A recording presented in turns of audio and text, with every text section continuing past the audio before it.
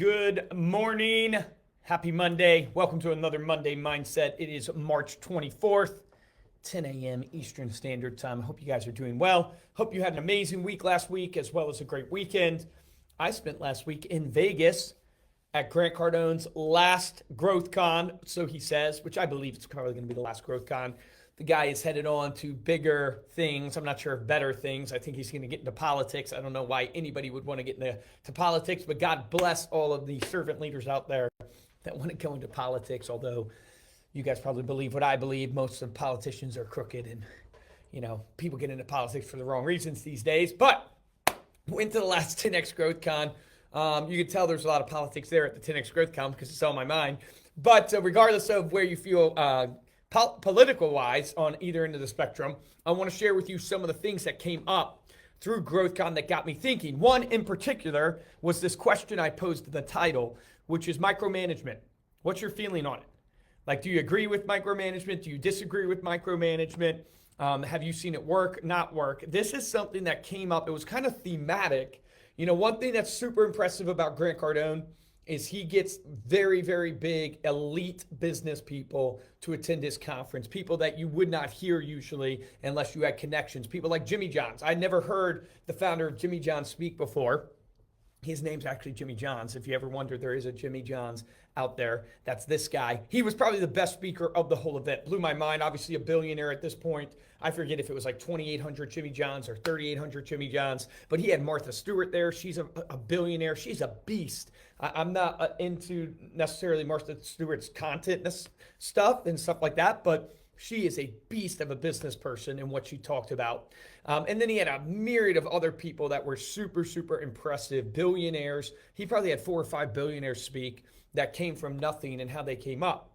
But they talked as they talked about leadership and marketing and sales, there always came back to this idea of like micromanagement. And I'm curious, I would love to know in the comments from you guys. What's up, Ali? Good to see you, brother.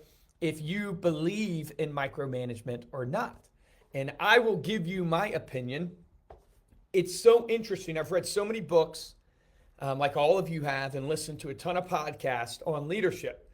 And all the books and all the leadership podcasts would say you don't want to be a micromanager. Don't be a micromanager. But what's been interesting in my career, as I look at the success of Reminder Media, and we have just mediocre success, obviously, compared to a lot of these people out there. But I look at the success of growing a multi-million-dollar business and leading hundreds of people. And I've always gone, okay, well, you don't want to be a micromanager.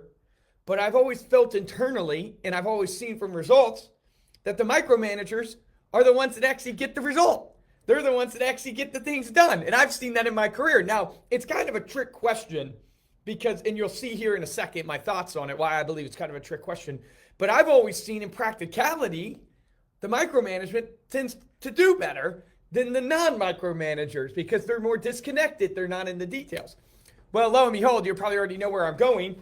Jimmy Johns, Martha Stewart, Ryan Reynolds, Grant Cardone, Brandon Dawson, all these people, they believe in micromanagement. They believe in managing down to the specific detail. In fact, they quoted Elon Musk. It was Robert Herjavec who talked about, he's one of the sharks on Shark Tank. He talked about the same conundrum where he felt, I don't want to be a micromanager, but I'm a micromanager. Everybody's calling me a micromanager. And he had a chance to have lunch with Elon Musk. And he asked Elon Musk, hey, what do you feel like? I feel I'm a micromanager. Do you feel like you're a micromanager? And he goes, no, I'm not a micromanager. Elon responded going, I'm a nano manager, a nanobyte management, meaning he goes even deeper. And I could just share with you guys, and obviously everybody's take is a little bit different based upon your own journey. My take has been the people who micromanage are the people who win, because the people who micromanage are the people who are in the details. And you cannot move anything if you do not understand the details. And I remember listening to the CEO and founder of Home Depot speak one time, and he talked about the subpar mediocre leaders. If you're managing a clock, imagine managing a clock. The subpar leaders, they focus on the big hands of the clock. And they focus on the big hands because they're the most obvious. It's what's telling the time. It seems like it's the most important. But he said the best leaders, the best managers, they focus on to the smallest gear, the minutia, the littlest detail, and making sure that that small gear is functioning the way it should be functioning way inside the clock. Because if you count the pennies, the dollars take care of themselves, as Jimmy John said. He says anybody who tells you that you shouldn't micromanage is full of bullshit, and they've never made any serious money in their life. And I just would share from my experience to anybody listening to this, that has been my experience as well. And I think the mistake is in the hiring, not in the micromanagement, because you know what I found? The A players want to be micromanaged.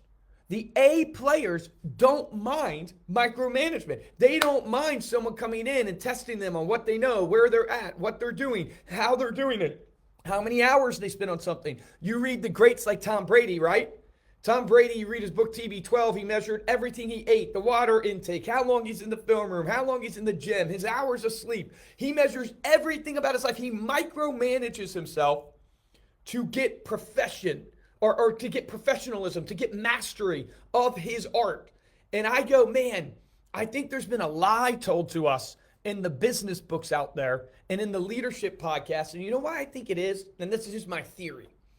Because who do you tend to sell leadership content to? If you're writing the books and you're filming these podcasts, you tend to be selling it to an audience that is not leaders yet, that want to be leaders. Well, if you are not a leader yet and you're working, what is the last thing you want? You don't want someone micromanaging you. You don't want someone telling you, hey, did you make the necessary dials you were supposed to make today? Hey, you didn't do that call quite right. Whatever the thing is that you're managing, you don't want someone over your back telling you, hey, did you do that right? Did you do this? Hey, be accountable, be accountable, be accountable. You don't want that. So the natural, me, myself included, I don't want someone over my back with the accountability. I don't want the trainer, to give you another analogy, the trainer in the gym when I'm lifting the weight to be like, pull your elbows back, keep them closer to your side. It's annoying. It's frustrating because that person's trying to get perfection out of you. That person's trying to make you do it right. And I'm in pain when I'm lifting, so I kind of want to cheat. And that's why you need someone there that's going to micromanage you to the details for your perfection. And my theory is that the people who write these books a lot of times and film these podcasts, their audience is the people that aren't quite leaders yet, and they don't want to be micromanaged. And we tend to always manage people to what we want to happen to us. But the problem with that is a lot of times the things that are good for us are not the things that feel good. The things that are good for us are the things that are hard, that are uncomfortable. And you need someone to push you into that space of uncomfort for you to grow. And so I have found that I think that people write these leadership books about you don't want to micromanage, you want to give people autonomy, you don't want to, be over their shoulder 24/7 because they can't work, they can't be creative. I think that's because that sells well and that feels good. And it makes the employee go, yeah, I hate my boss who's over my shoulder 24/7. I want to be someone different. And they gravitate to that content. And I would love that. That would be amazing if you didn't have to follow up with people.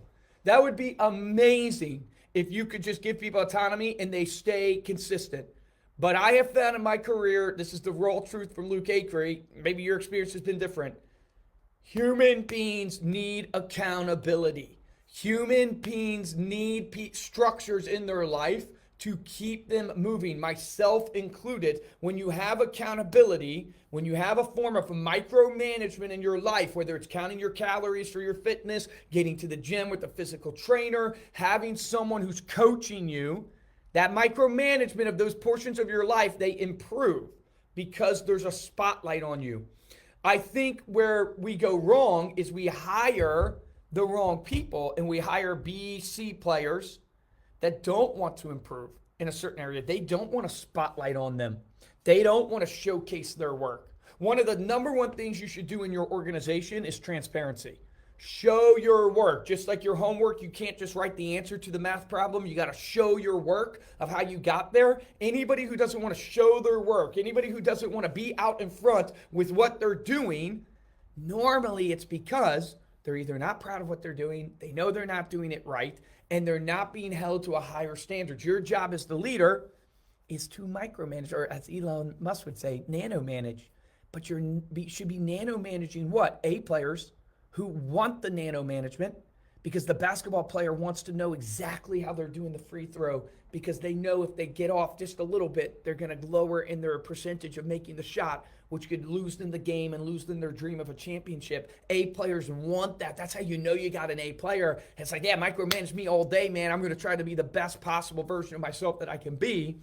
And then so you're starting off maybe hiring the wrong person. You got to hire the A players. And then as you get in micromanage, what are the two things that I wrote down also about micromanagement? Two things always coincided with the Jimmy Johns and the Martha Stewarts and all these billionaires talking about how you lead well. One is you micromanage because you're in the details. And how do you get into details? You practice servant leadership. You get in and do it with them. The job of a leader is to get in with the troops. It's to be a horizontal leader, not a vertical leader, meaning you're in with the people. You're flattening the organization. You're not bossing people around as much as you're doing the work beside them. And the second thing is you're laying out the vision of what we're micromanaging to. If someone's measuring your coffee intake or your water intake like Tom Brady did, it sucks to have your water intake and your sleep and your film room hours measured if there's no big, hairy, audacious goal that you're going after. The BHAG from the book of, or the Good to Great book. You've got to have this huge goal that you constantly, as a leader, remind people of. You go, yeah, you know why we're nano management here? You know why we're down to the details? Because you're an A player, and I want to bring the best out of you. And I'm not just bossing you around. I'm trying to do it myself, and we're doing it because we want to win a championship. And when you have that mindset and that intensity, that is what builds up an incredible organization. But so often, so many of us is like, I don't want to be a micromanager. I want to give people autonomy. And you know what you do? You give them too much rope. And we know what happens when that happens. People end up hurting themselves because they don't have accountability. Think about it. All of you could have a six-pack right now, but you don't. You don't. That's the cold, hard truth. Why do you not? Not because of head knowledge. It's because of heart knowledge. Because you have the knowledge. You know you got to go to the gym. You know you got to eat healthy. You got to take in less calories than your output to get that six-pack. But either desire is not there, the BHAG, the big, hairy, audacious goal, you don't give a crap about having a six-pack so it doesn't drive you, or the accountability's not there. You're not measuring every detail. You're not nano-managing your diet and your fitness routine to get you that six-pack. That's what it is. Man, I wish Facebook would work because I can't see comments. So I hope this has helped you guys. But that is my Monday mindset for you after your 10X Growth Conference. Luke Acree stands on the side of, I believe you should be a micromanager. Now my new saying is, I'm stealing from Elon Musk. You should be a nano manager. Be in the details. And the only way to be in the details is to get in with your people and do the work. Don't be in an ivory tower. And the only way to get people to run in the details is to give them a big, hairy, audacious goal and to remind them of that every single day. That's what great leaders do. That's been my experience. That's what's grown a multi-million-dollar organization for me. And I think everything else is just giving yourself comfort. Because it feels good. Nobody wants to have a spotlight on them. But when the spotlight's on you, you perform. Get out there this week. Win for you, for your clients, for your family. Let's go make it happen. Appreciate you guys.